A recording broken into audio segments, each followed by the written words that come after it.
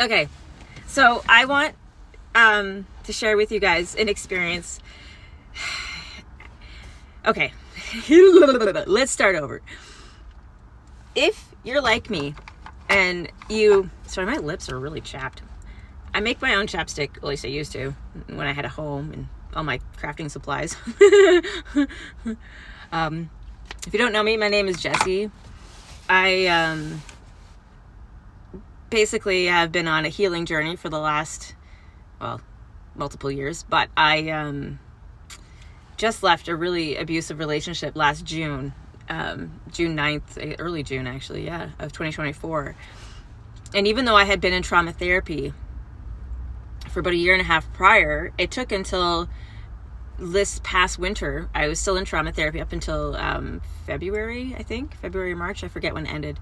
But I'm going to tell you that it is not an easy journey. It's been a lot of work for me. And here's the other thing too, is not only has it been a lot of work, sorry, I have to adjust. There we go. So even though it has been a lot of work, I still have more to do sometimes. And being out in public after the kind of abuse I've suffered is probably the hardest thing. Like, okay, I don't know how many people can relate to this who've been in extremely abusive relationships, especially from childhood.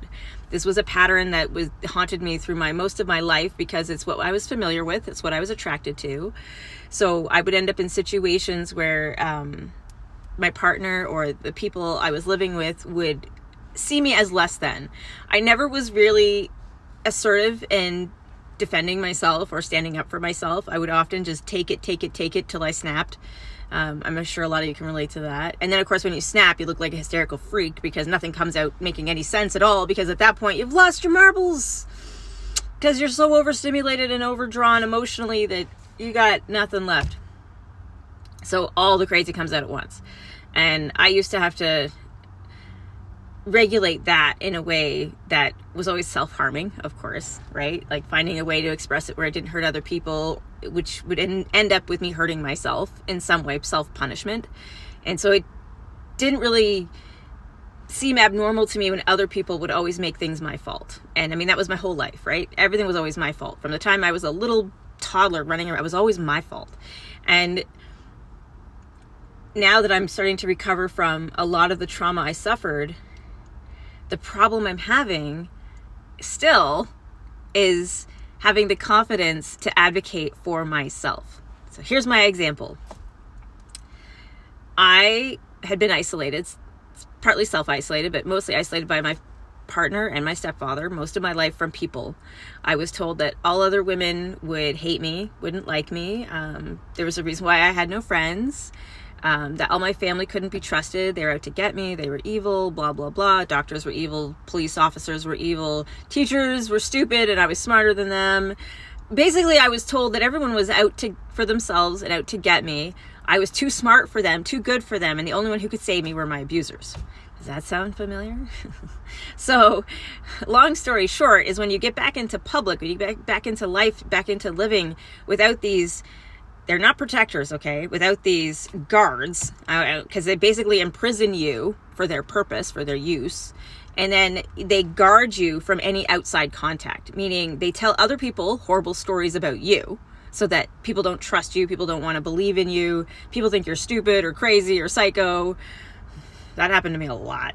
And then because I don't feel the need to involve myself in the drama, and I also didn't really care what people thought about me, I never stuck up for myself, ever, because it just seemed pointless to me. What the fuck did I care? You know, if you want to think shitty thoughts about me without getting to know me, that's kind of your problem. Even then, that was my attitude.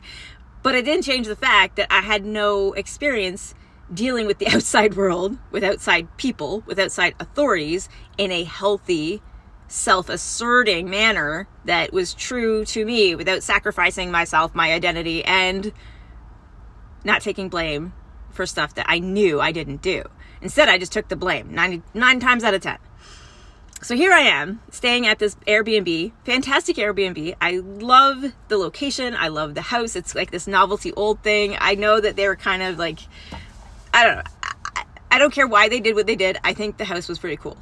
And I knew it the first time too. They're having plumbing issues here. It's an old house, old plumbing.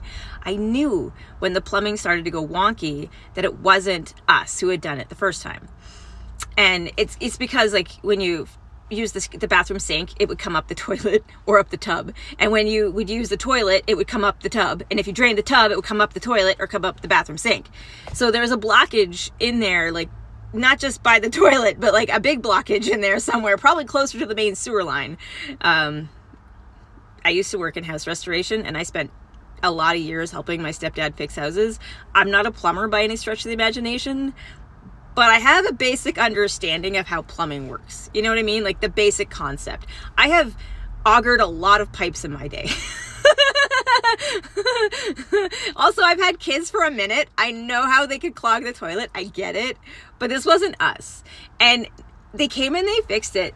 But the part that got me was the buddy, I don't know if he was like a maintenance manager or I don't know. He wasn't the homeowner, but he came in and he wanted to make sure I really understood that it was my fault that the toilet had stopped working and that the sink had stopped working and that we couldn't bathe or flush the toilet, and that if it happened again, it was going to be my fault, right? Like I have this thing where sometimes I'll be like, oh, I understand. And then I'll like throw out an idea to kind of test and feel where they're coming from.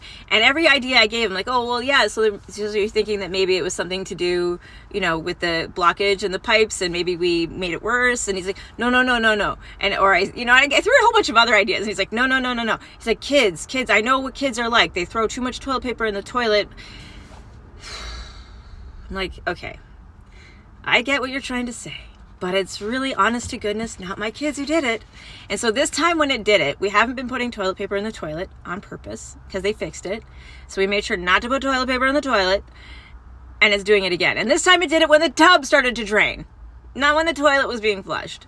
So there's definitely something going on that is not related to my kids or the toilet. It's something bigger in the pipe system, right? Probably, like I said, probably something connected to the main sewage system. There's probably a block in there because the water won't go down. Just plain water won't go down. Instead, it's leaking into Buddy's basement. So I told him again what was happening, but I was afraid to because I didn't know if I would have the courage or the strength to say, look, I know it's not us. I know it's not my kids. I know we're not the one who caused this problem. Why is that so hard? Right? Why is it so hard to tell a truth you know is true when it's about defending yourself, right? Like, why as people who come from such serious abuse, right?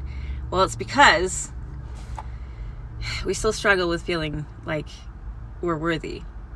And we still expect in some, maybe deep part of ourselves, maybe we still expect there to be a reason why shit's going to happen to us that's bad. But here's what this really was. And this is anyone who's coming out of trauma, anyone who's trying to heal, anyone who's trying to grow. When situations like this occur, right? When shit goes sideways and they go wonky, and this is not the universe screwing with me and trying to torture me. This was the universe giving me another opportunity, because it happened twice. And the first time I did not defend myself, and I did not stick up for myself, and I did not say, no, you're wrong, I don't believe you, I know for a fact that it wasn't our toilet paper that did it.